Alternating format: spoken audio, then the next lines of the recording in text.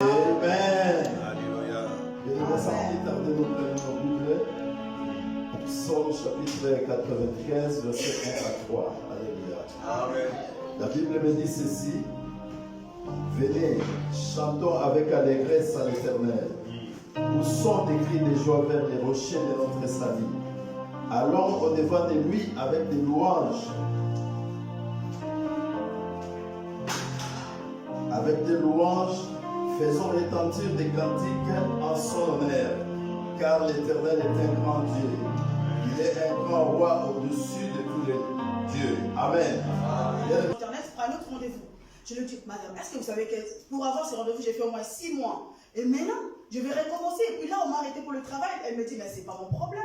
Normalement, quand tu prends un rendez-vous, rassure-toi, il faut bien regarder. Il ne faut pas faire des choses comme ça. Il faut toujours regarder. Et là, tu t'exprimes bien, tu parles bien, mais vous me décevez un peu de voir que vous n'avez pas pris un bon rendez-vous.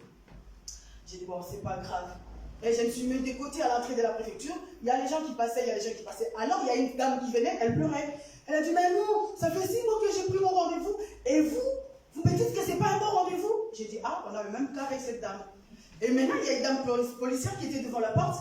Elle dit à la dame, madame, normalement, il faut retourner toujours vous connecter sur Internet et puis voir si vous pouvez avoir le rendez-vous. Mais, vous pouvez faire ça, par exemple, aujourd'hui, à cette heure-ci, on était presque 9h45.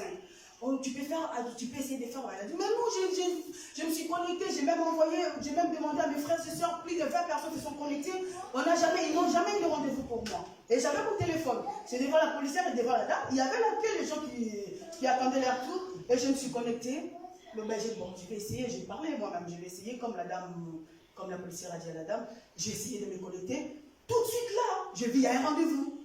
Et j'ai couru, il y a une cabine qui est juste à côté. Je suis allée, j'ai imprimé, j'ai rien dit, j'ai imprimé et j'ai retourné maintenant pour faire la clé. Amen. Et la dame me dit, et il y a les gens qui ont passé, il y a la dame qui me dit maintenant, madame, mais non madame, vous exagérez, vous êtes adulte quand même, pourquoi vous comportez comme ça? Je lui dis, bah, excusez-moi, je ne sais pas, mais je veux juste que vous regardez. Je lui dis, est-ce que ça c'est un bon rendez-vous? Elle m'a regardé, elle a dit, oui madame, mais attends. Elle est partie avec ce feuille de rendez-vous que j'avais imprimé. Elle est venue, elle m'a dit, oui, madame Wazar, c'est un bon rendez-vous, donc vous avez un rendez-vous. Les rendez-vous que moi j'avais pris 6 mois après été annulé, j'ai eu un rendez-vous à 10h juste. Donc la dame, la policière avait parlé à la dame à 10h, à 9h45. Parce que quand j'ai regardé toujours l'heure par rapport à ce qui s'est passé. Et je suis venue, elle m'a dit, on te fait une attestation tout de suite pour que tu reprennes le travail. Mais au travail, j'avais déjà menti, j'avais dit que je vais venir jeudi. Et l'attestation, ils m'ont donné l'attestation, c'est l'attestation qui me donnait le droit de travailler à partir de jeudi. Amen. Je ne sais pas si vous comprenez. Donc, les frères et sœurs, il faut faire attention, ne combat pas quelqu'un qui a Dieu. Je vous jure, pour vous ça nous tue avant d'en et ne sous-estimez pas les gens. On ne sait pas ce que Dieu fait pour les autres. Amen. J'ai pris l'attestation et elle m'a dit, tu es une vraie lionne. La dame, tu es une vraie lionne. J'ai dit, oui, je suis une vraie lionne.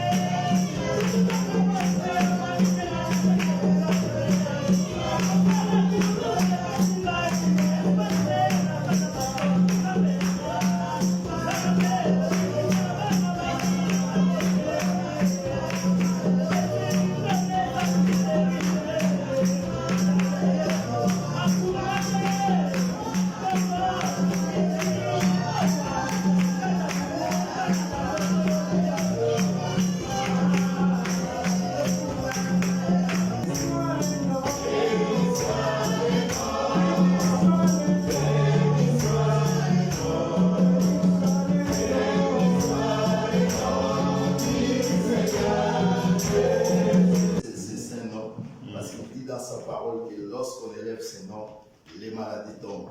Amen. La pauvreté nous quitte. Amen. Alléluia. Les liens sont décellés. Alléluia. Amen. Toutes les ordonnances qui ont été signées pour nous sont abrogées par le nom du Seigneur. Amen. Nous pouvons nous lever devant la face de Dieu. Éternel, Dieu de gloire, Créateur du ciel et de la terre, c'est lui devant qui nous nous approchons ce matin. Seigneur, nous t'adressons nos prières. Nous venons, Père éternel, t'inviter à être au milieu de nous, car c'est à ton nom, comme le président du culte vient de dire, tu es le sujet de notre rassemblement ce matin. Seigneur, nous te prions d'accueillir nos prières. Nous te prions, Père éternel, de nous accueillir dans ta présence. Car tu dis, tu ne rejettes jamais ce qui vient à toi. Il est écrit, approchez-vous de Dieu et il s'approchera de vous. Approche-toi de nous, Père éternel, encore ce matin. Toi qui se laisses trouver auprès de tous ceux qui te cherchent. Nous sommes venus ce matin pour te chercher, tendre Père. Seigneur, viens au milieu de nous. Accueille-nous dans ta présence. Que le ciel se déchire à notre faveur. Père éternel, que nous puissions contempler la gloire du ciel.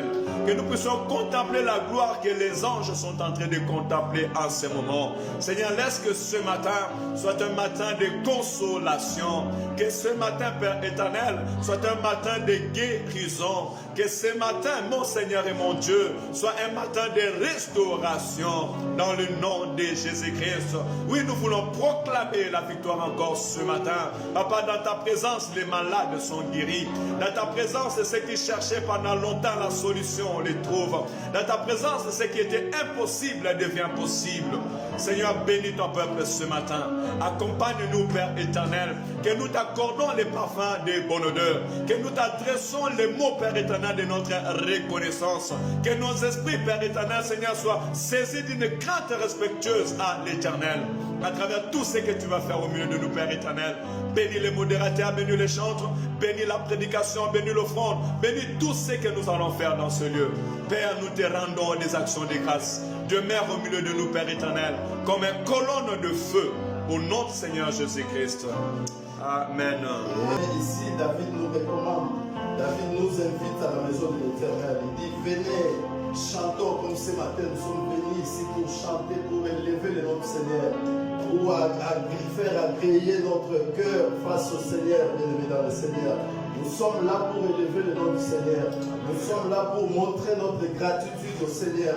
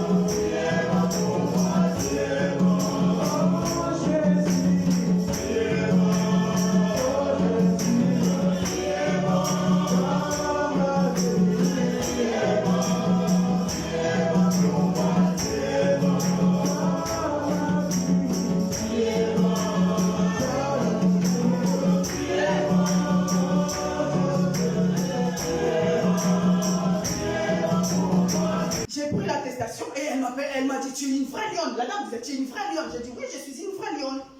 Les dieux que je sers, je les connais. C'est lui que je chante, qui est le créateur. Le Dieu que je sers, il est tout puissant. Le Dieu de paix, le Dieu d'amour. Je dis que je sers, je les connais. Oh, c'est lui que je chante, c'est le créateur. Le Dieu que je sers, c'est le tout puissant. Le Dieu de paix, le Dieu d'amour. Dans la tristesse, c'est sa parole me fortifie. Même dans la joie, je me réjouis par son nom. Oh, car son amour surabonde dans mon cœur. Le Dieu de paix, le Dieu d'amour. Le Dieu que je sers, je les connais. C'est lui que je chante, c'est le créateur. Le Dieu que je sers, c'est le tout-puissant. Le Dieu de paix, le Dieu d'amour. Le Dieu que je sers, je les connais. C'est lui que je chante, et miséricordieux. Le Dieu que je sers, c'est l'omniprésent, l'omniscient, le Dieu d'amour. Il m'a sauvé, le Dieu d'amour. Il m'a béni, le Dieu d'amour. Il m'a guéri, le Dieu d'amour. Il m'a sauvé, le Dieu d'amour. Alléluia. Acclame, acclame. Gloire à Jésus. Même quand nous chantons les dieux que je sers, je les connais, d'autres ont encore besoin de cette expérience. Alléluia. Que le Seigneur vous bénisse abondamment. Que le Seigneur vous bénisse. Que tous ceux qui ont travaillé dans la salle hier, à Top Floor, à 7 h du matin, se sont réveillés. Il y a nos frères et sœurs, les mamans qui étaient là toute la nuit de vendredi au samedi matin. D'autres qui ont quitté ici à 14 h. Que le Seigneur vous bénisse abondamment. Amen. Donc ensemble, nous avons célébré hier le mariage de notre sœur Natacha et notre frère Arnold. Même à la maison, on y était jusqu'à 23 h et après la salle. Voilà pourquoi il y a d'autres qui sont fatigués, qui dorment, c'est tout à fait normal. La Bible déclare que la chair est faible, mais l'esprit est disposé. Et laisse que le Seigneur te bénisse, Papa Christ. Je suis encore content de te revoir ce matin dans la maison de l'Éternel. Alléluia. On m'a dit que le Seigneur te bénisse pour ton témoignage parce que les chants reflètent ce que nous avons préparé ce matin ou bien ce que l'Éternel nous a mis à cœur de préparer ce matin. Connais les dieux de ton Père. Amen. Amen. Nous sommes appelés, tu es appelé à connaître le Dieu de ton Père. À connaître le Dieu que ton pasteur sert. Amen, amen. C'est très important parce qu'il y a des gens qui viennent à l'église mais qui ne connaissent pas Dieu. Amen. Amen. Nous verrons à travers la parole de ce matin que le fait d'être né enfant du pasteur ou le fait de venir à l'église tous les dimanches, ce sont des moyens qui te permettront de connaître Dieu. Mais malheureusement, il y a des gens qui ont vécu, qui ont grandi et qui ont passé sur cette terre des hommes, qui n'ont jamais connu Dieu. Alléluia. Et ce sont des symptômes. Et on arrive à connaître cela par rapport aux symptômes, par rapport aux attitudes. Amen, amen. Et laisse que le Seigneur, mon Dieu, à travers cette 40 jours de jeûne et prière, que l'Éternel, mon Dieu, se fasse révéler dans notre vie. Alléluia. Il est très important de connaître l'Éternel, notre Dieu. Et depuis le vendredi, j'avais donné une petite introduction sur le fait de connaître les dieux de notre Père. Et on a là le mot connaître, ou le verbe connaître. Connaître, c'est faire une idée claire d'eux. Donc, si je te dis, tu es appelé à connaître les dieux de ton père, ou bien les dieux de ACC, ou bien les dieux de Jean Chéri, ou les dieux d'évangéliste Emma, cela veut dire que tu dois avoir une idée claire de ton Dieu. Alléluia. Amen. Ton esprit doit avoir une idée nette de quel Dieu nous servons.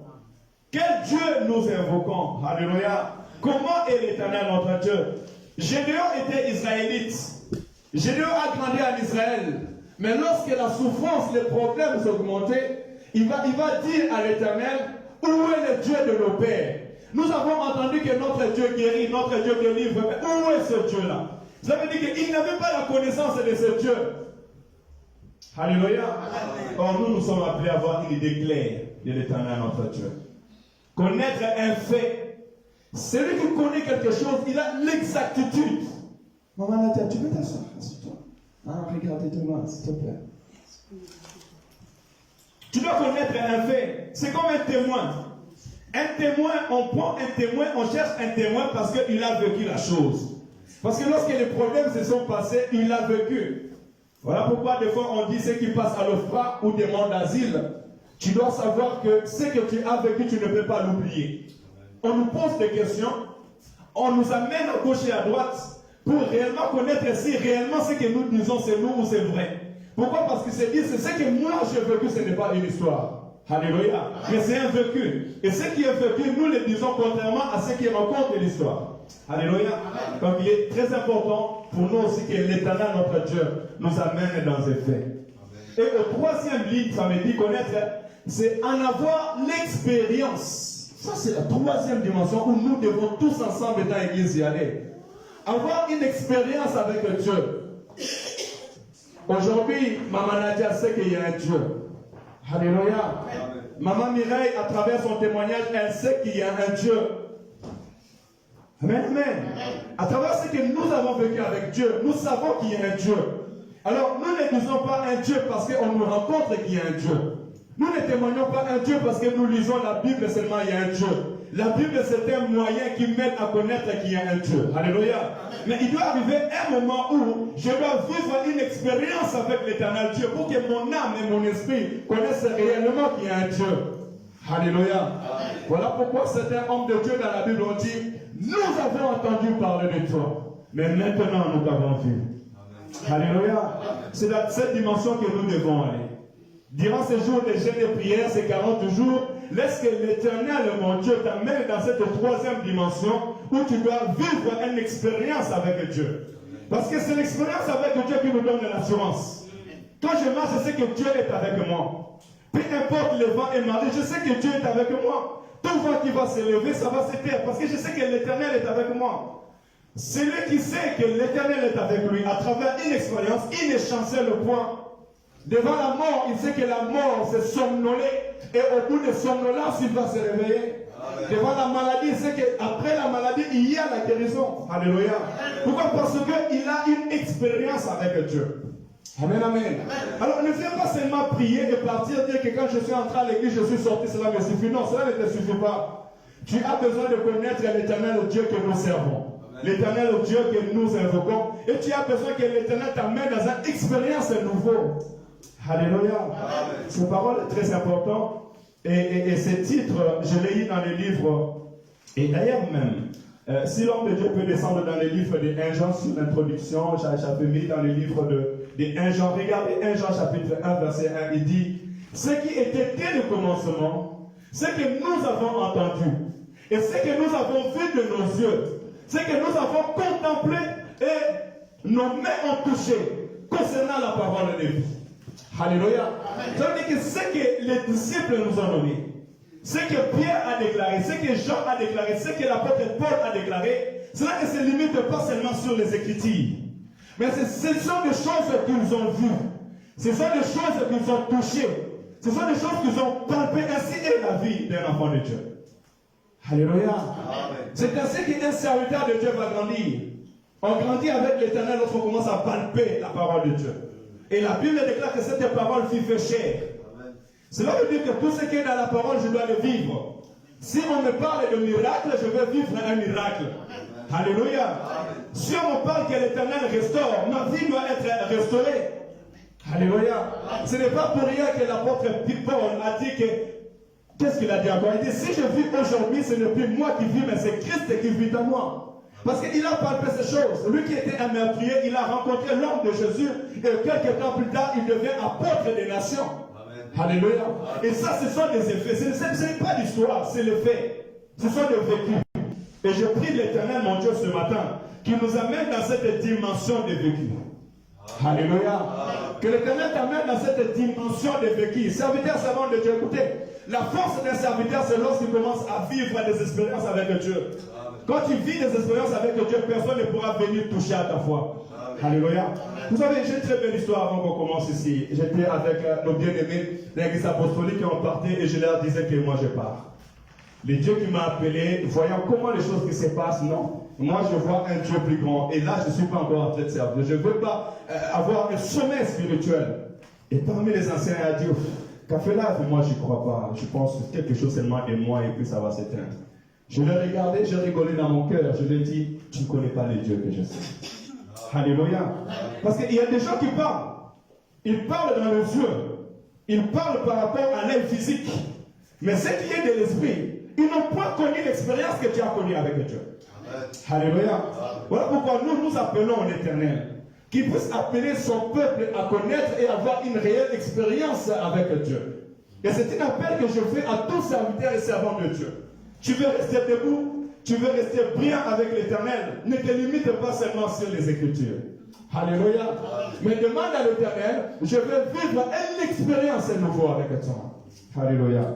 Cela est très important. Et dans notre introduction, vous verrez dans le livre des Chroniques, chapitre 28, au verset 9, c'est le conseil que le roi David, partant, il laissa à son fils. Et c'est juste une introduction parce que le vendredi, j'avais introduit par là.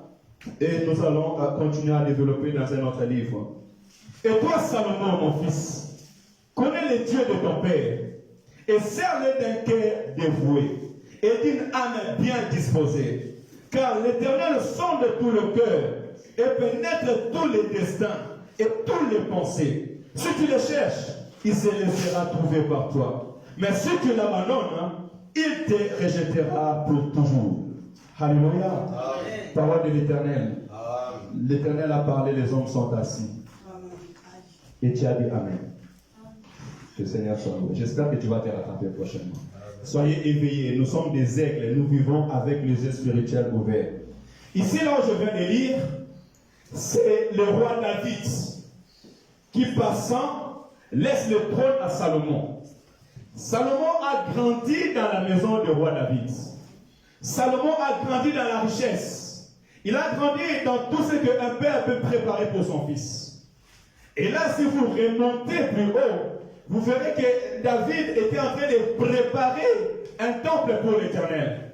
Il dit à son fils et à ceux qui travaillaient avec lui que j'avais à cœur de bâtir un temple pour l'Éternel. Parce que je voyais que moi, je suis roi, je suis assis dans un palais royal, comme toi aussi tu es assis dans ton salon, tu fais bien ta télévision, tu arranges très bien ta maison comme maman Nana a arrangé la sienne, mais tu ne te soucies pas de l'œuvre de Dieu. Tu ne te soucies pas de la maison de l'Éternel. Tu ne sais pas, est-ce que la maison de l'Éternel est en bonne forme ou en bon état? Écoutez, frères et sœurs dans le Seigneur, David s'est soucié de la maison de l'Éternel. Comme certains aussi sont en train de penser à bâtir la maison de l'Éternel. Je dis certains parce que ce n'est pas tout le monde qui a le souci de la maison de Dieu.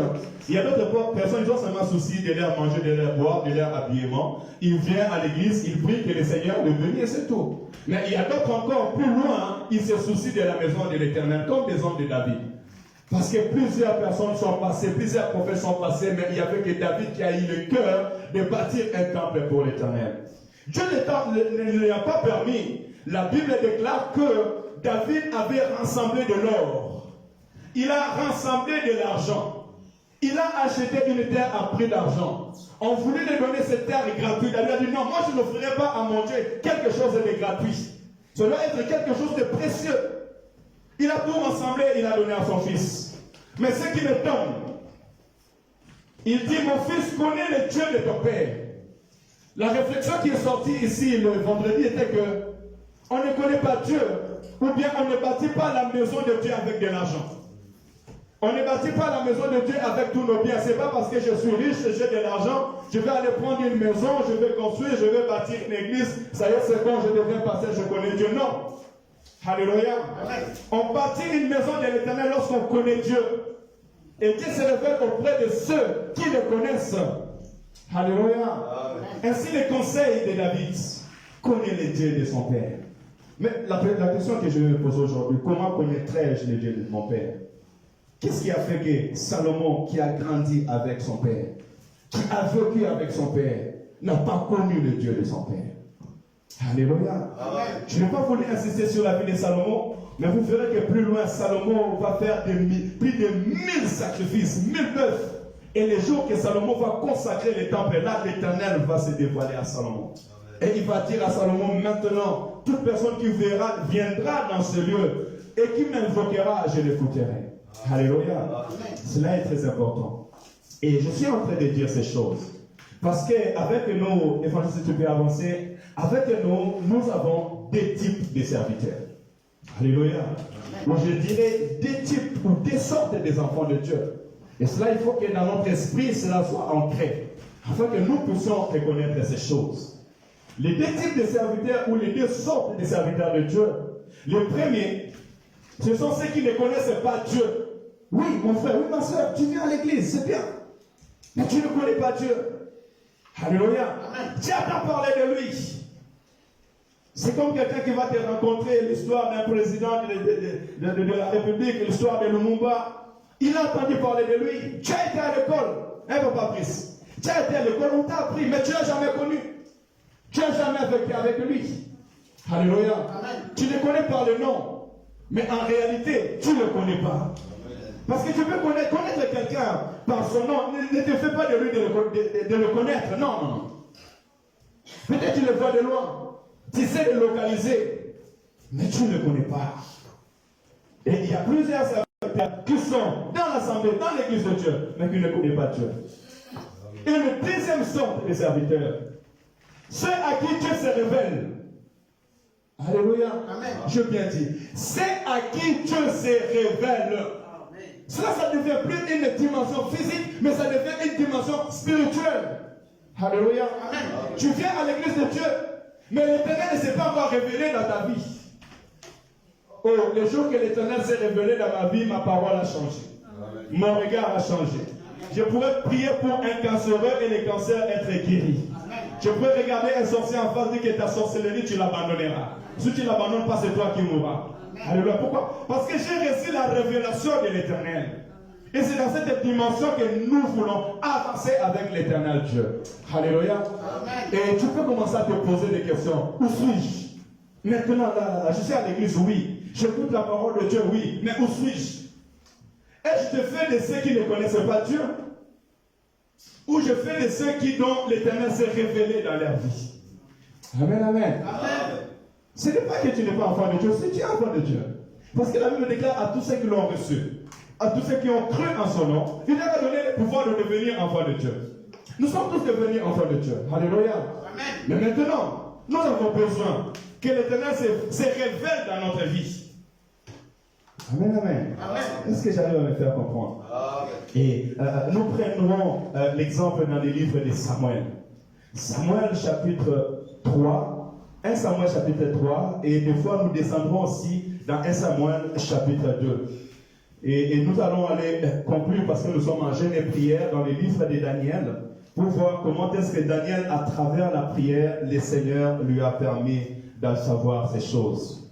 Et tu peux me dire, tu peux te dire toi-même, mais pourquoi le pasteur ne parle pas de jeûne et prière? Si, je suis en train de parler de jeûne et prière. Parce que celui qui jeûne et prie, il s'approche de Dieu. Il va chercher la face de l'Éternel. Et la Bible déclare, invoque-moi, je t'exaucerai. Approchez-vous de Dieu et il s'approchera de vous. Alléluia. Amen. Et puisque vous avez même vu le dimanche dernier, nous étions visités avec une sœur qui était possédée par un esprit impur. Et l'esprit commençait à se manifester sur la vie de la personne. Alors, si toi tu connais Dieu, si tu as la connaissance de Dieu, tu n'auras pas peur de cet esprit-là. Tu comprendras que maintenant l'esprit de l'Éternel est en train d'agir. Mais si tu ne connais pas Dieu, tu auras peur. Tu vas fuir. Tu vas chercher à te décaler. Alléluia. C'est pour ça qu'on a besoin de connaître notre Dieu. Et demander à Dieu de se révéler à nous, afin qu'à notre tour, nous soyons forts devant les mondes. Nous allons prendre dans cette introduction, dans les livres de 1 Samuel. Premièrement, nous parlerons de ce premier type de serviteurs. Ceux qui n'ont point connu l'Éternel. Je laisse que le Seigneur ouvre nos esprits ce matin dans le nom de Jésus. 1 Samuel, chapitre 3. Je peux aller directement au verset 7. Et après, je reviendrai pour nous donner plus de détails. Et je nous prierai. On a commencé le culte aujourd'hui à 10h30 pour permettre à ceux qui étaient fatigués le matin de pouvoir nous rejoindre par rapport à la fête. Donc notre culte sera décalé de 30 minutes.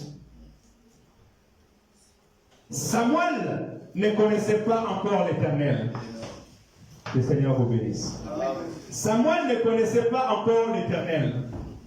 Et la parole de l'Éternel ne lui avait pas encore été révélée. Alléluia. Cette parole est très importante. Et nous reviendrons tout à l'heure pour comprendre pourquoi la Bible est en train de dire ces choses. La Bible me dit dans l'histoire de Samuel, depuis le ventre de sa mère, sa maman l'avait consacré à l'Éternel. Parce que la maman de Samuel était stérile. Et elle a dit à l'Éternel, Seigneur, si tu me donnes un fils, je le consacrerai à l'Éternel. Alléluia. Fais attention, toi qui fais des promesses à Dieu. Toi qui es dans la souffrance, dans les difficultés, dans un temps dur, tu dis, Seigneur, si tu me bénis, je te servirai, je consacrerai ma Dieu pour toi, je lèverai ton nom. Il faut savoir que quand on fait une promesse à l'Éternel, on s'est hâte de les tenir. Alléluia. C'est ce que Anne avait fait. Anne, lorsque l'enfant était né, l'enfant a été circoncisé. La Bible dit qu'au bout de 3 mois, Anne a ramené l'enfant auprès de Samuel. C'est 3 mois ou 3 ans. J'ai encore des doutes sur ce point. Mais dès le bas âge de cet enfant, Anne a ramené l'enfant au temple.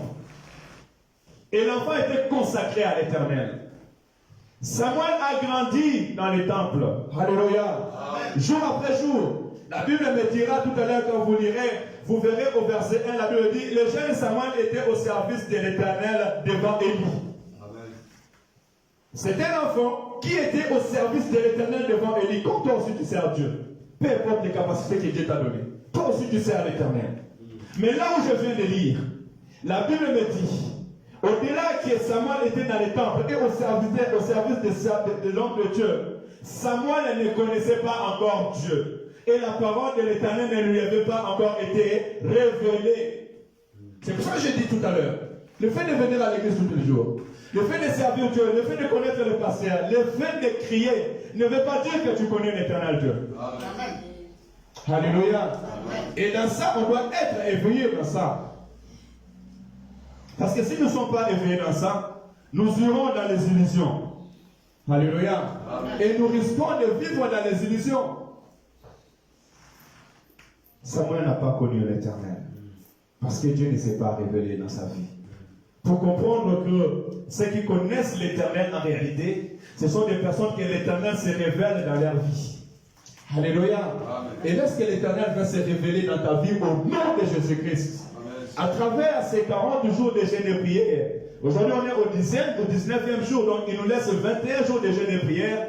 Lorsque pendant ces 21 jours de jeûne et prière, qui est synonyme des jeûnes de Daniel, que l'Éternel vient se faire révéler dans ta vie au nom de Jésus. Amen. This morning, God bless you. I wish that you speak French now. Ah, God bless you. Alléluia. Écoutez, on va aller un peu dans la profondeur. Et nous allons prendre l'exemple dans la Bible sur les enfants ou la génération de Daniel. Parce que Daniel, quand il grandissait au temple, il ne grandissait pas seul. Daniel grandissait avec 2 garçons à côté de lui. Donc on va prendre ce que je viens d'écrire en bas, 1 Samuel chapitre 2, 13 et 17. 1 Samuel chapitre 2, 13 et 17. Nous allons lire. Même si je commence à partir du verset 11. Elkana s'en alla dans la maison de Rama, et l'enfant fit au service de l'Éternel, devant le sacrificateur Élie. Écoutez verset 12. Les fils d'Élie étaient des hommes pervers. Ils ne connaissaient point l'Éternel. Et voici quelle était la manière d'agir de ces sacrificateurs. Écoute, on les appelle sacrificateurs. Donc ce sont des gens qui étaient dans le temple, qui vivaient dans le temple. Dans une apparence comme quoi ils savent les secrets du royaume. Mais la Bible dit, et voici quelle était la manière d'agir de ces sacrificateurs à l'égard du peuple. Lorsque quelqu'un offrait un sacrifice, les serviteurs du sacrificateur arrivaient au moment où l'on faisait cuire la chair, tenant à la main une fourchette à 3 dents. Ils piquaient dans la chaudière, dans la chaudron, dans la marmite ou dans les pots, et tout ce que la fourchette amenait, les sacrificateurs les prenaient pour lui. C'est ainsi qu'il agissait à l'égard de tous ceux d'Israël qui venaient à Siloé. Même avant qu'on fasse brûler la graisse, les serviteurs des sacrificateurs, quand on parle des serviteurs des sacrificateurs, ce sont les enfants d'Élie, parce que, étant que Élie sacrificateur, c'était les enfants d'Élie qui faisaient ces choses. Même, je suis au verset 15, même avant qu'on fasse brûler la graisse, les serviteurs des sacrificateurs arrivaient et disaient à celui qui offrait les sacrifices, donne pour les sacrificateurs de la chair à rôtir. Il ne recevra de toi point de chair cuite, c'est de la chair crue qu'il veut. Verset 16. Et si l'homme disait, quand on aura brûlé la graisse, parce que normalement on devait offrir à Dieu et après donner les restes aux sacrificateurs. Mais il contredisait ces choses en disant, et si l'homme lui disait, quand on aura brûlé la graisse, tu prendras ce qui te plaira. Les serviteurs répondaient, non, tu donneras maintenant, sinon je prends des forces. Ces jeunes gens se rendaient coupables devant l'Éternel d'une très grande péché, parce qu'ils pressaient les offrandes de l'Éternel. Écoutez verset 18. Samuel faisait des services devant l'Éternel, et l'enfant était revêtu d'un étoffe de bain. Je peux m'arrêter là, et je vais directement vers le verset 21, je pense que j'avais noté 22. Il dit, lorsque l'Éternel a visité Élie, verset 22.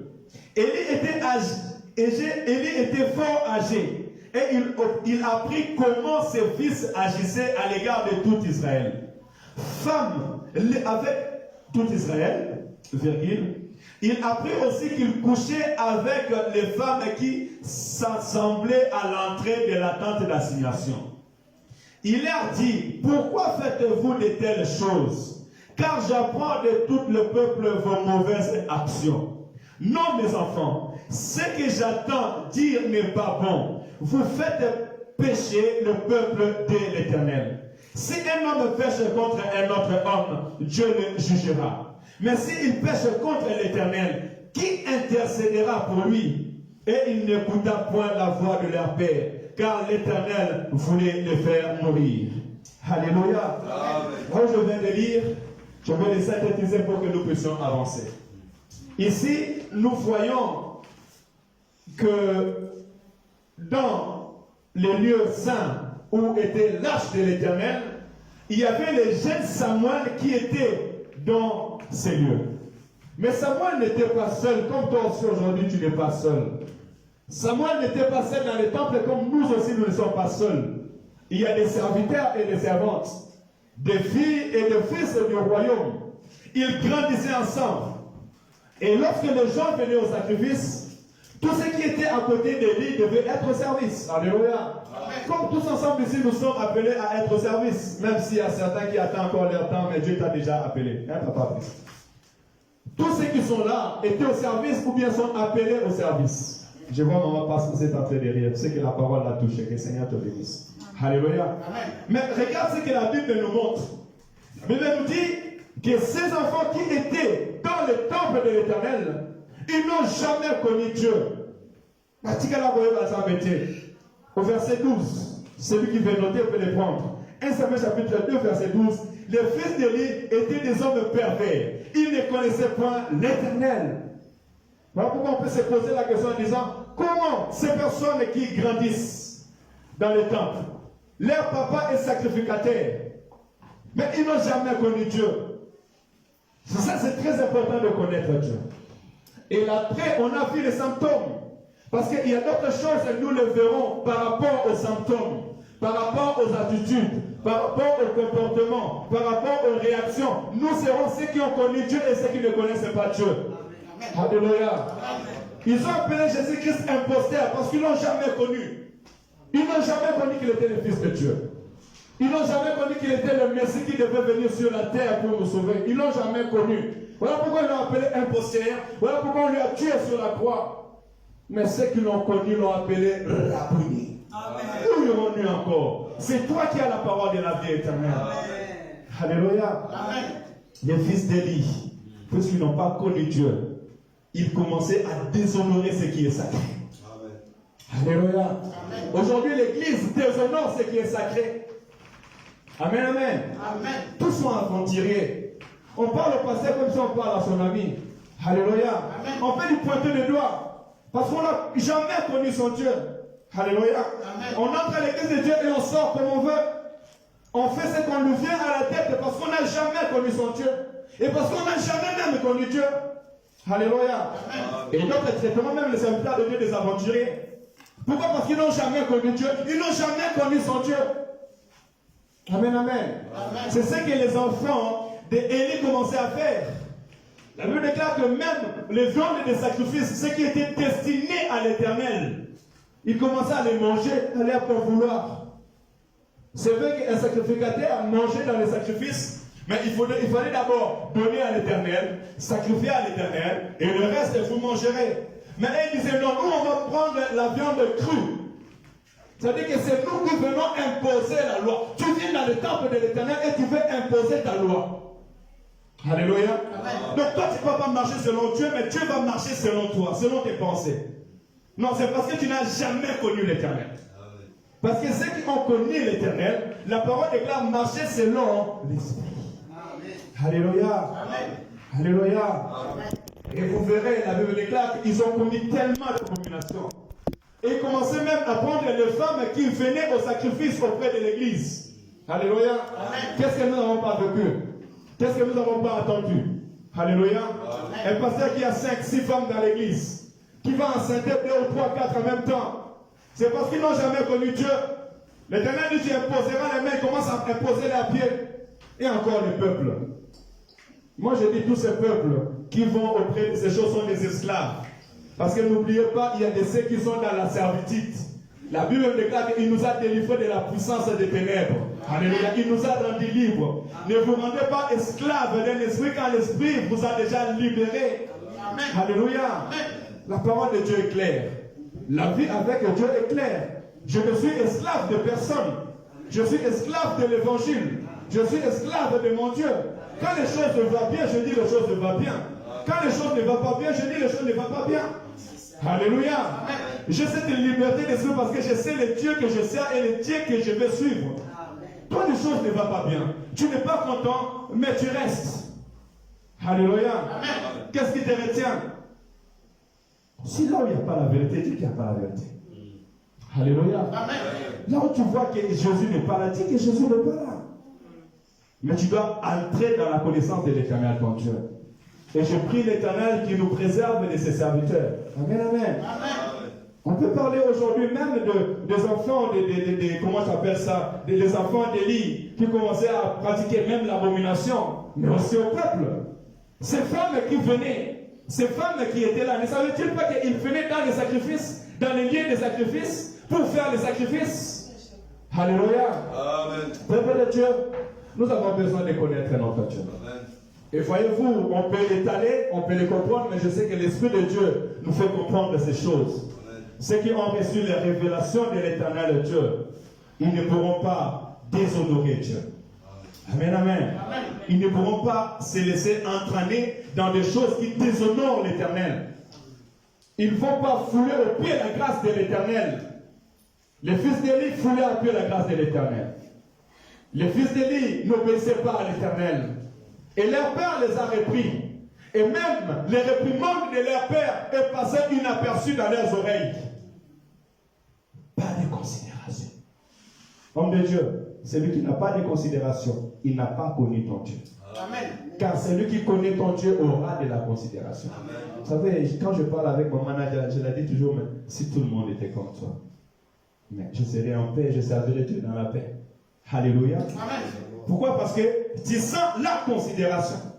Alléluia. Amen. Et nous avons besoin, Église de Dieu, de bâtir cette nouvelle génération.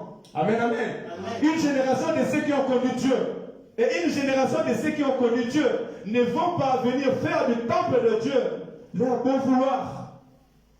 Amen, amen. Amen. On ne fera pas de l'église de l'Éternel notre bon vouloir. Pourquoi? Parce que nous avons connu l'Éternel Dieu. On peut aller maintenant dans une autre dimension. Maintenant, la deuxième dimension, c'est la dimension de ceux qui ont connu Dieu. Et laisse qu'à travers cette parole, l'Éternel vient ouvrir encore notre connaissance. Et j'aimerais enlever cette connaissance d'homme. Parce que quand nous allons à l'école, nous recevons la connaissance. Nous recevons la sagesse. Quand nous allons au travail, nous recevons la connaissance. Nous recevons l'expérience. On peut commencer à travailler. Alléluia.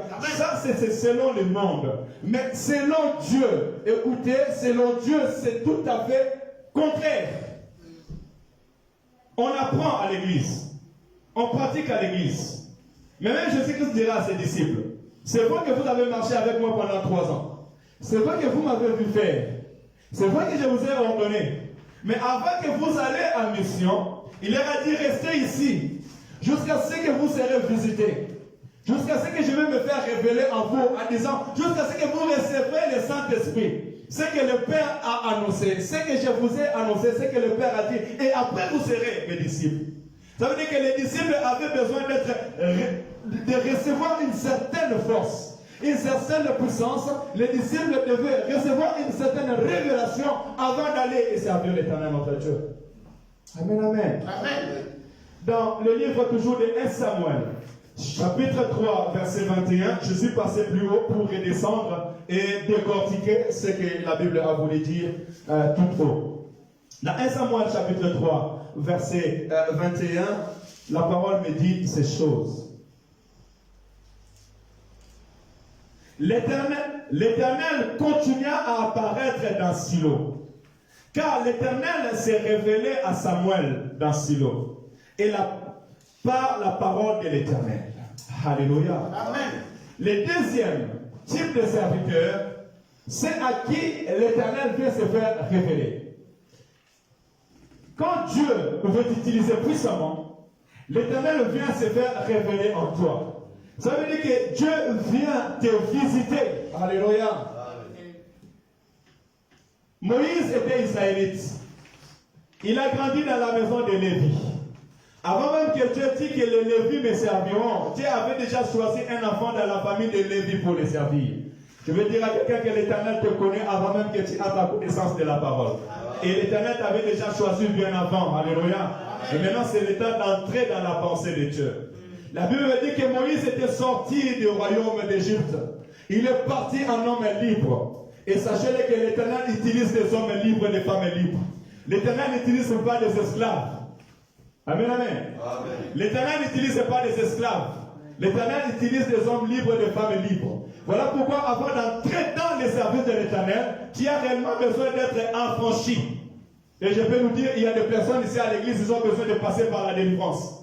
Aussi longtemps que tu ne peux pas encore passer dans la délivrance, tu vas tâtonner dans l'œuvre de Dieu. Tu ne pourras pas faire l'œuvre de Dieu comme tu veux parce que tu auras la pensée, tu auras le cœur, mais l'esprit qui est en toi, aussi longtemps que cet esprit ne t'a pas encore libéré, cet esprit te poussera à faire des erreurs. Amen. Alléluia. Et c'est là où l'Éternel veut nous mener. Que nous passions dans la délivrance, que nous voyions la main puissante de l'Éternel, que l'esprit qui nous retient dans le mal nous libère afin que réellement nous servons l'Éternel. C'est ce que Dieu a pu faire avec Moïse. Il a enlevé Moïse d'abord en Égypte. Et sur le chemin de Moïse, la Bible déclare et qu'un jour Moïse regardait un buisson ardent, un arbre qui prenait le feu. Regardez la révélation de l'Éternel. L'arbre prenait le feu et Moïse, lorsqu'il veut s'approcher pour comprendre c'est quoi ce phénomène, parce que Moïse était un homme intelligent, richement intelligent, parce qu'il a grandi comme un roi, éduqué comme un roi dans le royaume de Pharaon. Alléluia. Amen. Et lorsqu'il s'approcha, il attendit une fois qu'il dit Moïse, Moïse, ne t'approche pas d'ici. Quel phénomène? L'arbre qui prend le feu et le feu ne brûle pas l'arbre. Et une fois qu'il fait sortir dans le feu, c'est le Dieu d'Israël qui vient se révéler à lui. Alléluia. Amen. Dieu a décidé de se faire révéler dans Moïse. Et c'est en ce moment Moïse connaîtra réellement son Dieu. Et vous verrez dans la Bible, à chaque fois qu'Israël avait un problème, Moïse pouvait monter dans la montagne. Parce qu'il savait que si je monte dans la montagne, je rencontrerai l'Éternel. Alléluia. Amen. Vous savez, il y a des choses que l'Éternel fait dans notre vie, qui nous donne les directives et les directions. Amen. Je sais que si je dors à l'église, l'Éternel va me révéler. Amen. Vous savez, des fois, quand je suis là, même si je prie, seulement que je dors là, il y a la gloire de Dieu qui descend. Alléluia. Amen. Et je sais que l'Éternel amènera quelque chose de nouveau dans son peuple. Et toi aussi de même. Et je vais donner conseil à une personne. Tu connais où Dieu t'a visité. Et si tu connais où Dieu t'a visité, fais de cela un repère. Alléluia. Amen. Si tu connais la parole que l'Éternel t'a donnée, fais de cela un repère. En 2013, j'ai entendu des voix audibles qui me disaient cette fois-ci, ils verront des miracles, des choses que Dieu fait, et ils témoigneront mon nom. Amen. Ceux qui m'ont connu en 2013 jusqu'aujourd'hui, j'ai serré ces paroles dans mes reins. Et je sais que mon ministère est accompagné. Tous ceux qui entreront dans ce ministère, ils verront des miracles, des choses que Dieu fait, et il témoignera le nom de Jésus. Amen. Donc si tu es ici, tu n'as pas encore témoigné le nom de Jésus, je te dis que tu témoigneras le nom de Jésus. Amen. Car c'est la parole de l'Éternel, c'est la révélation que l'Éternel m'a donnée. Et dans cette révélation, je tiens debout et je marche. Peu importe les problèmes et les circonstances, je sais que je témoignerai le nom de Jésus. Amen. Alléluia. Laisse que le Seigneur bénisse toute oreille qui a entendu ces paroles. Amen. Dieu s'est révélé ainsi à Moïse. Mais regardez maintenant comment est-ce que l'Éternel va se révéler dans la vie de Samuel. Qu'est-ce qui a fait que Samuel puisse craindre l'Éternel, grandir dans la crainte de l'Éternel?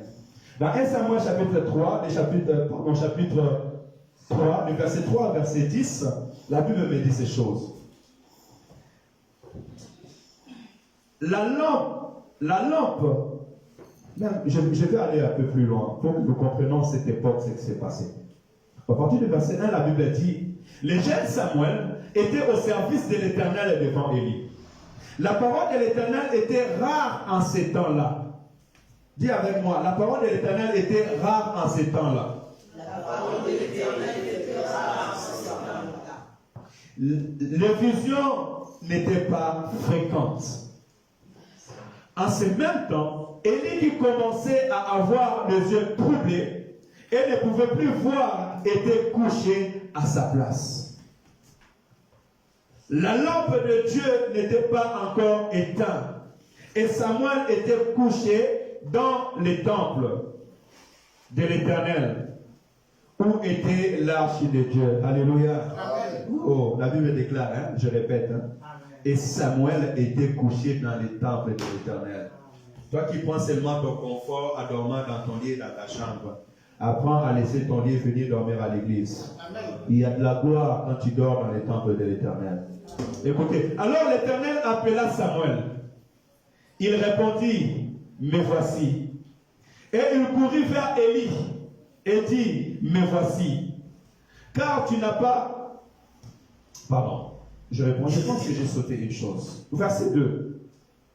En ce même temps, Élie qui commençait à avoir les yeux troublés et ne pouvait plus voir, était couché à sa place. La lampe de Dieu n'était pas encore éteinte et Samuel était couché dans le temple de l'Éternel, où était l'arche de Dieu. Alors l'Éternel appela Samuel. Il répondit, me voici. Verset 5. Et il courut vers Élie et dit, me voici, car tu m'as appelé. Élie répondit, je n'ai point appelé. Retourne te coucher. Et il alla se coucher. Verset 6. L'Éternel appela de nouveau Samuel. Et Samuel s'éleva, alla vers Élie et dit, me voici, car tu m'as appelé. Il répondit, je ne t'ai point appelé mon fils. Retourne te coucher. Samuel ne connaissait pas encore, c'est là où on a dit au verset 7, Samuel ne connaissait pas encore l'Éternel. Et la parole de l'Éternel ne lui avait pas encore été révélée. Verset 8. L'Éternel appela de nouveau Samuel pour la 3e fois. Et Samuel s'éleva, alla vers Élie et dit, me voici car tu m'as appelé. Élie comprit que c'était l'Éternel qui appelait l'enfant. Et il dit à Samuel, va couche-toi, et si l'on t'appelle, tu diras, parle, Éternel, car ton serviteur écoute. Et Samuel s'en alla se coucher à sa place. L'Éternel vint et se présenta, et il appela, comme les autres fois, Samuel, Samuel. Et Samuel répondit, parle, car ton serviteur écoute. Alors l'Éternel dit à Samuel, voici je vais faire en Israël une chose qui étourdira les oreilles de quiconque l'entendra. Alléluia. Vous pouvez continuer à les lire jusqu'en bas. Amen, amen. Un enfant qui était dans le temple et qui dormait dans le temple. Qui était serviteur et servant de Dieu dans le temple. Mais cet enfant n'avait pas connu l'Éternel. Jusqu'à ce que l'Éternel a pris la décision de venir se faire révéler à lui. De lui parler et de l'appeler. Alléluia. Flore, il reste quelques minutes, tu vas aller dormir à la maison. Amen, amen. Ici, la Bible est claire. Et la Bible nous montre comment est-ce qu'un homme entre en connaissance de Dieu. C'est pour ça que j'avais dit qu'ici, à l'église, nous n'entrons pas en connaissance de Dieu comme on entre en connaissance de Dieu à l'école. Tu peux aller faire la théologie. Tu peux t'appeler pasteur, mais écoute-moi, j'ai dit que le ministère, c'est l'Éternel qui le donne. Amen. Alléluia. Amen. Parce que le don vient de l'Éternel. Voilà pourquoi plusieurs ont parti faire la théologie et lorsqu'ils sont sortis, ils ont abandonné la Bible. Parce qu'on les a appris les éphémères, les choses réelles. Or, Dieu n'est pas une chose réelle. Dieu, c'est un Dieu de folie. Amen. Les choses de Dieu, ce sont des choses de folie. Alléluia. C'est que le monde, il ne comprend pas. Il ne comprend pas que toi, tu travailles et tu ne manges pas toute la journée. Mais tu as la force de travailler. Il ne comprend pas que tu peux. Des fois, quand nous prions, il dit, mais on attend les gens crier. Oui, vous nous attendez crier, mais nous invoquons l'Éternel. Alléluia. Et quand nous sommes ici, l'atmosphère qui est ici est différente de l'atmosphère qui est dehors. Voilà pourquoi toute puissance étrangère qui entre ici ne peut pas résister. Alléluia. Ça peut se déguiser, ça peut se cacher, mais un jour ça va sortir. Et je dis à l'Éternel, tout esprit contraire à la volonté de Dieu, que ça sort au nom de Jésus. Que tout esprit qui est contraire à la pensée de Dieu se manifeste au nom de Jésus. On a besoin que ces esprits-là puissent se manifester afin que nous puissions prendre l'autorité sur elles. Tu ne viens pas à l'église pour rester dans sa servitude. Quand tu viens à l'église, c'est pour être délivré. Alors laisse que l'esprit qui est en toi, qui ne veut pas te libérer, se manifeste afin que nous les chassons au nom de Jésus. Alléluia. Et je déclare que ces esprits vont se manifester au nom de Jésus-Christ. Parce que là où Jésus-Christ règne, son esprit règne. Ici, la Bible nous a dit que Samuel, il était dans le temple. Et au moment où l'Éternel ne disait rien, l'Éternel est venu se révéler dans sa vie. Alléluia. Ne considère pas ta vie comme la vie de tout le monde. Alléluia. Ce n'est pas parce que dans l'église on ne prophétise pas, toi tu ne peux pas prophétiser. Ce n'est pas parce que ton pasteur ne parle pas en langue, toi aussi tu ne vas pas parler en langue. Alléluia. Même si on dit que est-ce qu'il y a encore des chrétiens, est-ce qu'il y a encore des pasteurs, est-ce qu'il y a encore des serviteurs de Dieu sur eux? La Bible déclare que lorsque Élie s'est dit que Seigneur je suis seul, Dieu lui a dit tu n'es pas seul. J'ai encore 400 en réserve. Tu n'es pas seul. Tu n'es pas seul. Vous savez, moi dans l'œuvre de Dieu je suis orgueilleux. Je vous le dis, moi dans l'œuvre de Dieu je suis orgueilleux. Je dis que moi je nettoie les toilettes. Je suis la terre. Je fais tout. Alléluia. Mais nous devons travailler ensemble avec une équipe d'ensemble. Alléluia. Parce que l'Éternel a toujours une réserve et un réserve pour lui. Samuel est devenu la réserve de l'Éternel. Quand les enfants d'Élie qui se disaient notre père va mourir, nous on deviendra des sacrificateurs, ils ont pensé qu'ils pouvaient faire tout à eux. Du coup, l'Éternel va choisir, pas loin, quelqu'un dans leur maison qui ne faisait pas partie de leur famille et qui va les susciter. C'est ça la pensée de Dieu. Je ne suis pas pasteur parce que mon père est pasteur, parce que ma mère est pasteur. Je n'ai jamais pensé devenir pasteur, mais l'Éternel m'a fait grâce. Alléluia. Et on n'est pas serviteur de Dieu à l'église, c'est parce que son père, son papa, son yaya le fait ainsi. Que le Seigneur te bénisse, maman. Sois béni au nom de Jésus. Aujourd'hui, nous sommes dans cette génération où le fils du pasteur devient pasteur. La femme du pasteur devient pasteur. Ils n'ont jamais connu Dieu. Ils n'ont jamais reçu la révélation de Dieu. Mais ils sont devenus pasteurs parce qu'ils portent le nom du Père ou du Mère. Alléluia. Amen. Confusion totale dans cette génération. Mais si la Bible me dit et que Samuel a connu l'Éternel, tout simplement parce que l'Éternel s'est révélé dans sa vie. Il est venu le parler.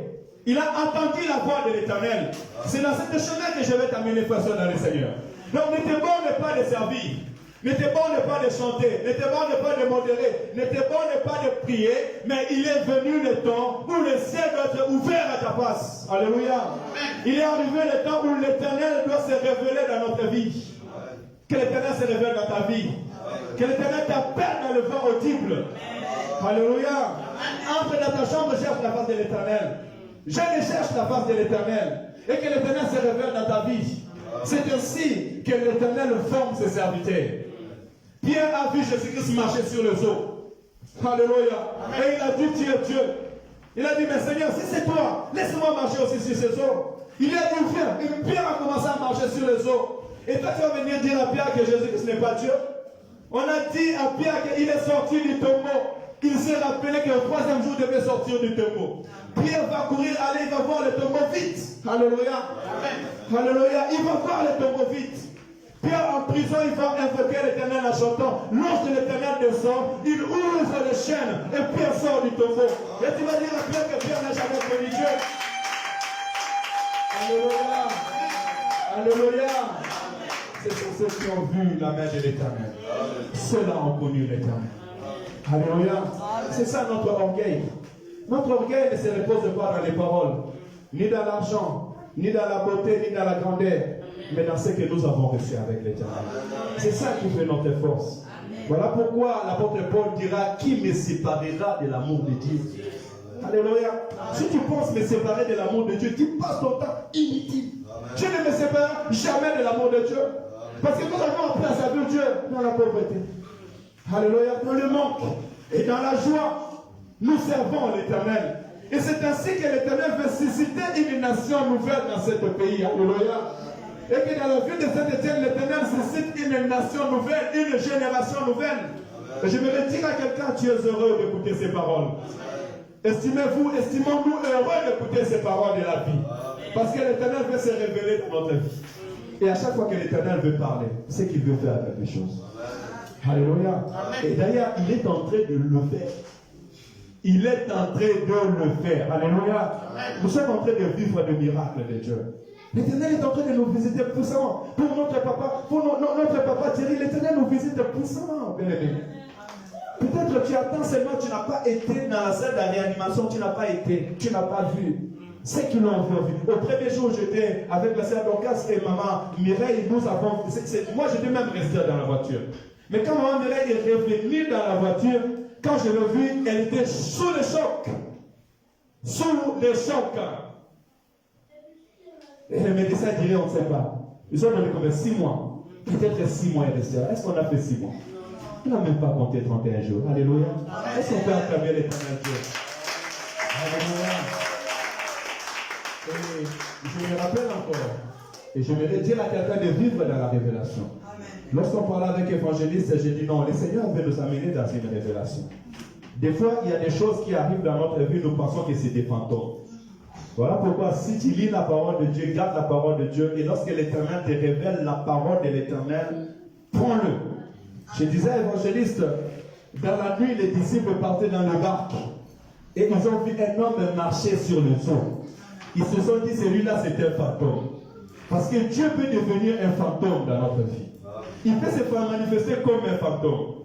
Fantôme dans ton esprit parce que toi tu penses qu'il est fantôme, mais en réalité il est lui. Parce que tu as peur, mais le Seigneur, je vais mourir. Le Seigneur, tu m'as abandonné. Non, non, non.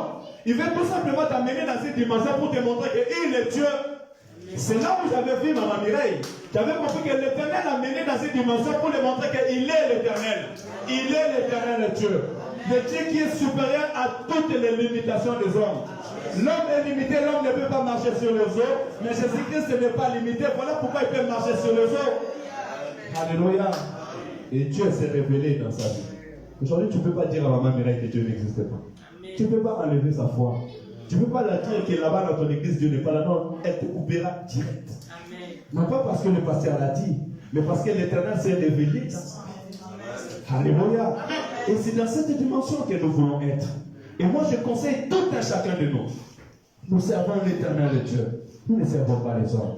Alors, est-ce que l'Éternel se révèle dans ta vie? Alléluia. Je vais aller citer dans le livre de Daniel. Daniel chapitre 9, verset 21, parce que nous sommes en jeûne et prière, je ne peux pas ne pas lire ces paroles. Daniel chapitre 9, j'ai écrit le verset 21, et il y a des bons conseils que l'Éternel nous donne là. Et c'était pendant la période de jeûne et prière de Daniel. Au verset 21, même verset 20, si je peux commencer à lire au verset 20, je lis la parole au nom du Seigneur Jésus. Je parlais encore, j'ai prié, j'ai confessé mon péché et le péché de mon peuple d'Israël. Et j'ai présenté mes supplications à l'Éternel, mon Dieu, en faveur de la sainte montagne de Dieu. Je parlais encore dans ma prière, quand l'homme Gabriel, que j'avais vu précédemment dans ma vision, s'approchait de moi d'une vol rapide au moment de l'offrande du soir. Parole de l'Éternel. Daniel était en train de prier. 21e jour de jeûne et prière de Daniel. Il nous reste 21 jours de jeûne et prière. Alléluia. Et lorsque le ciel s'ouvre sur la ville de Saint-Étienne, et que le ciel s'ouvre dans cette église, et que la visitation de Dieu nous soit dans une vol rapide au nom de Jésus-Christ. Nous sommes entrés dans un temps où l'Éternel veut se révéler dans notre vie. Alléluia. Parce que la Bible déclare que Daniel a cherché l'Éternel comme nous aussi nous avons cherché l'Éternel. Daniel a gêné, mais sa prière ne s'est pas limitée seulement par des paroles. La Bible déclare que le ciel est ouvert et l'ange Gabriel est descendu. C'est là où je suis. Et c'est là où nous devons être. Et si tu n'avais pas encore commencé le jeûne de prière, commence maintenant le jeûne de prière. Bienvenue. La Bible déclare vaut mieux la fin des choses et le commencement. Et j'avais dit à un frère ou une soeur ici à l'église, ayez pitié pour vos vies. Alléluia. Ayez pitié pour vos vies. Nous sommes en train de jeûner. Notre soeur m'a dit, je ne savais pas qu'il y avait des jeûnes. Toi, tu viens à l'église, tu écoutes la parole de Dieu. Tous les dimanches, tu me dis, tu ne savais pas qu'il y a des jeûnes. Soit tu prends l'église au sérieux, soit tu prends la vie chrétienne au sérieux, soit tu ne prends pas ta vie au sérieux. Alléluia. Nous sommes en jeûne et prière. Et la pensée, ce qui m'a motivé qu'on entre en jeûne et prière, en fait, que nous entrons dans une nouvelle saison. 2021-2022 soit pour toi, pour moi, une nouvelle saison. Une nouvelle saison qui convive des choses merveilleuses dans l'Éternel. Que ton combat aujourd'hui soit ton témoignage de demain. Alléluia. Que ta vie soit impactée avec le Dieu. Jésus-Christ dit, moi je suis venu afin que mes brebis aient la vie et qu'elles soient dans l'abondance. La vie chrétienne, ce n'est pas une vie de pleurs, ce n'est pas une vie de pauvreté, ce n'est pas une vie de pleurs jour après jour. Et tu es appelé à être épanoui dans ta vie chrétienne. Comment les gens diront que tu dis que tu pries un Dieu vivant? Ta famille, comment est-ce qu'ils connaîtront que tu pries un Dieu vivant? Alléluia. Tes amis, comment est-ce qu'ils connaîtront que tu pries un Dieu vivant? Le Dieu de Daniel a fait la différence dans la vie de Daniel. Ceux qui le combattaient, c'est son Dieu. Et quand ils ont continué, ils sont tombés eux-mêmes dans leur force. Et Daniel est sorti brillant. Daniel, il était tellement brillant qu'il est devenu le deuxième personnalité dans le royaume de Nabuchodonosor. La vie avec Dieu, c'est une vie de gloire. Et il est écrit, mon serviteur prospérera, mon serviteur montera, mon serviteur prospérera, mon serviteur montera très haut. Amen. Alléluia. Mais pour monter dans cette barrière, bien-aimé, dans cette dimension, tu as besoin de jeûner et de prier. De chercher la face de Dieu. Alléluia. Jeûnons, cherchons la face de Dieu. Entre dans les mains de jeûne et prière. Nous prions le matin à partir de minuit pour commencer notre jour de prière. À 6h30, nos téléphones sonnent et nous prions. Alléluia. Et le soir à 18h, nous prions à l'une de lundi à mercredi et de jeudi, nous sommes là. On commence à prier à partir de 18h jusqu'à 19h, une heure de prière ensemble. Parce que lorsqu'il y a beaucoup de bois, le feu ici grand et fort. Si tu prends ton bois, tu le mets à côté, elle va s'éteindre. Mais quand tu prends ton bois, j'amène mon bois, nous les rassemblons, le feu sera plus fort. Alléluia. Et laisse que le Seigneur vous bénisse. Cette semaine, ça sera Maman Nadia et Maman Germaine qui vont nous accompagner dans le jeûne de prière. Et ne manquez pas, parce que nous prierons beaucoup pour les mamans, beaucoup pour les familles. C'est là que l'Éternel nous mettra à cœur. Et j'encourage l'Église à pouvoir prier. Pour aller conclure, je voudrais dire à quelqu'un, quand tu pries l'Éternel, il faut s'attendre que l'Éternel envoie une réponse et se révèle dans ta vie. Si vous lisez le verset 22-23 que j'écris en bas, vous verrez que l'ange de l'Éternel arriva et lui dit, je suis venu pour t'instruire, pour t'ouvrir les yeux. Il m'instruit et s'entretient avec moi. Il me dit, Daniel, je suis venu maintenant pour ouvrir ton intelligence. Alléluia. Vous continuerez, vous verrez, il dit que pour t'ouvrir la vision. Donc ça veut dire que maintenant tu entres en connaissance de Dieu. Tu entres en connaissance de l'Éternel que tu es en train de servir. Amen, amen. Et toutes ces paroles, c'est pour que nous puissions retenir les conseils de David. Amen, amen. Dans le livre de 1 Chronique, chapitre 28, où nous avons lu tout à l'heure, évangéliste, si tu peux avancer au dernier page. Dans le livre de 1 Chronique, chapitre 28, verset 9, si David avait donné des conseils à Salomon, c'était tout simplement afin que Salomon puisse servir Dieu d'un cœur dévoué. Alléluia. Amen. Celui qui reçoit la révélation de Dieu, celui qui connaît Dieu, il servira l'Éternel avec un cœur dévoué. Il servira l'Éternel de tout son cœur. On ne pensera pas à servir Dieu. Il servira l'Éternel, son Dieu lui-même. Il saura que moi, je ne viens pas à l'église pour quelqu'un, mais je viens à l'église pour mon Dieu. Je viens servir l'Éternel qui me guérit, qui me bénit, qui me protège. L'Éternel qui me donne la vie. Alléluia. Il dit, son âme est bien disposée. Il aura une âme disposée à l'Éternel parce que ce qui nous combat beaucoup, c'est l'âme. Parce que c'est dans l'âme que reposent nos sentiments. Je ne sers pas l'Éternel parce que je suis heureux ou parce que je suis triste. Je ne sers pas l'Éternel parce que je pleure ou parce que je danse. Non, je sers l'Éternel parce que je suis serviteur de l'Éternel. Je sers l'Éternel parce que je suis né pour adorer l'Éternel Yahweh. Alléluia. Amen. Et il cherchera l'Éternel. Tout celui qui connaît Dieu cherche l'Éternel. Il cherche l'Éternel par la prière, il cherche l'Éternel par le jeûne de prière. Il est sans cesse à la quête de l'Éternel. Je cherche la présence de Dieu. Quand la présence de Dieu n'est pas là, je ne suis pas heureux. Je suis heureux dans la présence de Dieu. Et je cherche dans la présence de Dieu dans mon esprit. Alléluia. Et quand je parle avec une personne, je cherche à savoir si cette personne est dans la présence de Dieu ou pas. Pourquoi? Parce que lorsque tu parles avec quelqu'un qui est dans la présence de Dieu se communique. La gloire de l'Éternel se communique.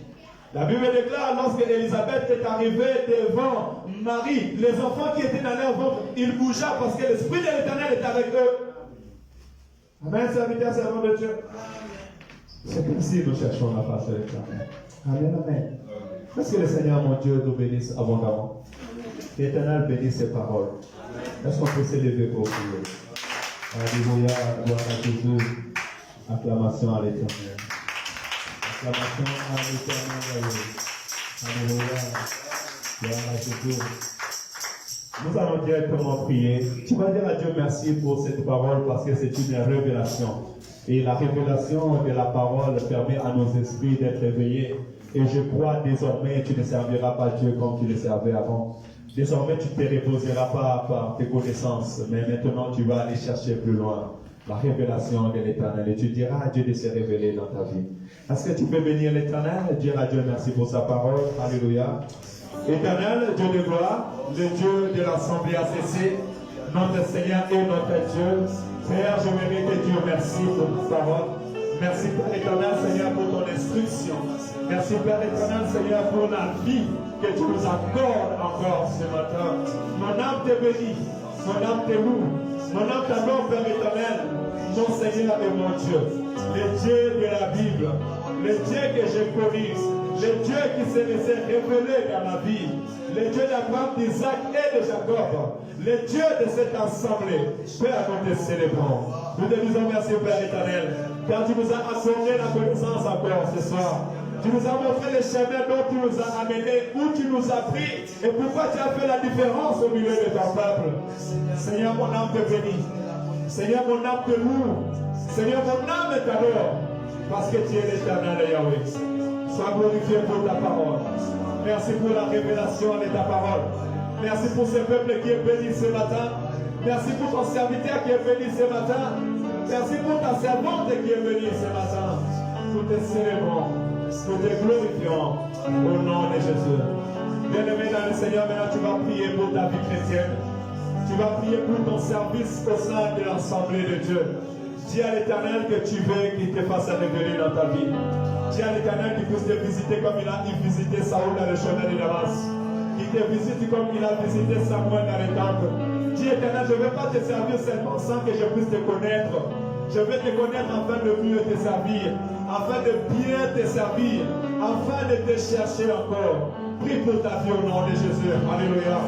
Éternel mon Dieu, encore une dimension, Père éternel. Je vais encore vivre cette dimension nouveau.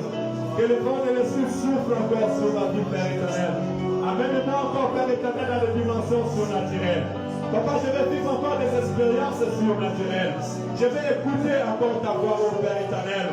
Parle-moi encore par des voix audibles, ô notre Père.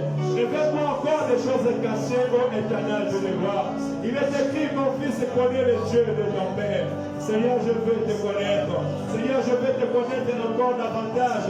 Amène-moi dans les dimensions où tu as amené bien à marcher sur le feu. Amène-moi dans la dimension où tu as amené bien à voir les anges, ô Père éternel. Dans les dimensions où tu as amené bien à guérir les malades par ses ombres. Père éternel, amène-moi encore dans cette dimension nouveau. Tu as dit, vous prierez pour les malades et les malades seront guéris. Vous chasserez les démons et rien de l'ennemi ne pourra vous nuire. Amène-moi dans la dimension où dans le Père. Père éternel, tu as dit, vous vivrez le vivage mortel et cela ne vous fera aucun mal. Amène-moi dans la dimension. Amène-moi dans le cœur au dans le Père. Je veux te servir avec gloire. Je veux être avoué à toi, ô Père éternel. Je veux te chercher dans toute ton âme, ô Père éternel. Je veux avoir une âme disposée dans le Père. Que l'Église ait une âme disposée, mon Seigneur et mon Dieu. Papa, nous voulons dans cette Église être des hommes et des femmes qui sont dévoués à l'Éternel, qui ont des âmes, Père éternel, disposées à toi. Nous voulons te chercher dans le Père. Révèle-toi dans tout un chacun de nous. Révèle-toi dans toute cette Église, Père éternel. Papa, nous ne voulons pas être, Père éternel, comme des fils bénis. Nous ne voulons pas être de ceux qui se déshonorent. Nous ne voulons pas être de ceux qui blasphèment le nom de l'Éternel. Non, on ne trouvera pas de serviteurs impudiques dans ce lieu. On ne trouvera pas de servantes impudiques dans ce lieu. On ne trouvera pas de ceux qui foulent la grâce de Dieu au pied. On ne trouvera pas de ceux qui déshonorent la parole de l'Éternel. Seigneur, nous voulons être la génération de Samuel. La génération de ceux qui t'a choisi. La génération de ceux qui t'a établi. La génération de ceux qui te considèrent. De ceux qui considèrent ce qui est sacré, de ceux qui considèrent ce qui est loin. Dans le nom de Jésus, nous avons prié. Amen. Amen.